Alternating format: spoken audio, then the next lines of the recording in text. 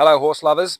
I've had some questions from members around specifically how to put the Matilda on with your rope whisperer. And again, just to reiterate, the rope whisperer is not a tool, it's a language. So it's super important that you are exuding that language in everything you do, in all your behaviors around the horse, including right now, catching them, interacting. Who you're being, they are reading it from 9 meters away, they are reading it. So here we are. I've chosen to be calm and cool and collected. Left hand goes under, right hand goes over. Hello, Mustard. How are you, darling? Squeeze. Again, left hand goes under, right hand goes over. Boom. You'll notice I never left the shoulder. Nose band goes on. Okay, so you've done that. And then you put your loop through here. So you've got that. Okay, that's the first step. Now the Matilda.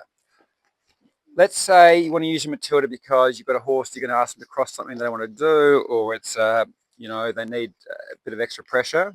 Where did I put it? Here it is. Yeah. Okay, good. All you do is you pop your Matilda in the rope, the tie off you're going to do on the rope halter, normal knot. You just pop it over like that. Okay, you've done that. Then you come round and through. Okay. You've done that. Finished. And then for the purpose of leading and crossing creeks and rivers and whatever you're doing, this is for that purpose. This isn't for riding. This is for leading and teaching. So what you do then is you poke it. Smokey, can you come a little bit more here? Down through this one. Okay, down through that one. Up through the other one. Good boy. See that? Up through that one. And then you're finished. And then all you do, thank you, Smokey, is you feed your lead rope up through this. And you either don't need to put a knot in or you do. It's up to, depend on the length of the horse's face. Let's have a look at Smokey. Can you show your face a bit more? A bit more, mate. If that bit there is long, then you might need to put a knot in here just so it bumps up against it. It comes down to the length of your horse's face. So Smokey, can you come forward? Just come forward a tiny bit. Good boy. Yes, that'll do. Well, okay, so what you might do is just put a simple overhand knot. So a very simple knot. You just go through. Done. Okay, then you slide that knot up all the way up to it's near the beginning there, and then poke the end of your rope through the end of the Matilda. That's Matilda behind the camera. You can't see it currently, and that's it. So what you've just now achieved, see that? When you pull this now, it's going to bump against this Matilda, which is going to pinch against the jaw there, and that'll put a pinch on, right? And the horse won't like it. I acknowledge that. But you won't do it much. You just do a little bit, like fishing for trout. Ask, release, ask, release, ask, release. Goes to the rhythm of a song you know, Happy Birthday. So it goes, I won't do it to him right now, but it's Happy Birthday to you, Happy Birthday.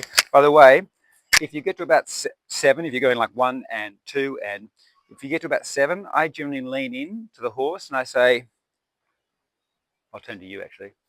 At about 7, I lean in and I go, darling, I've got all day.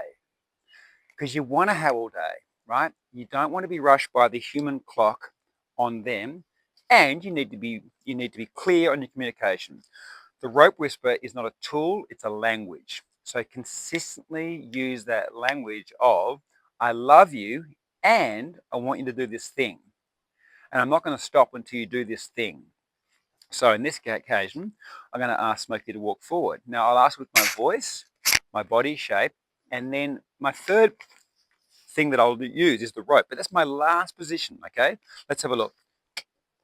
Smokey, walk on. Walk on. Now, he blinked a little bit, like he even thought a little bit like doing it. He's like, dude, I'm not moving. I'm in the shed here. It's all cool. Okay, so darling, walk on. Oh, he even, that time he leaned in, chest moved a tiny bit. All right, come on, for the camera. Could you walk on, please? Walk on. All right, so I'm going to give you a little tug. You ready? Ask. Okay, that's it. That's all it took, right? That took nothing. A little tug, but that's all it took. And he goes, you know what? I'm going to walk on. So that's an example of how to use the rope whisperer with the Matilda as a training tool for asking a horse to walk on or cross some little obstacles or stand still when you're hosing them down or putting a rug on or a saddle on. Basically, standing still is the first thing you want to teach a horse, by the way. So that's that. I'll do another video in a moment about riding.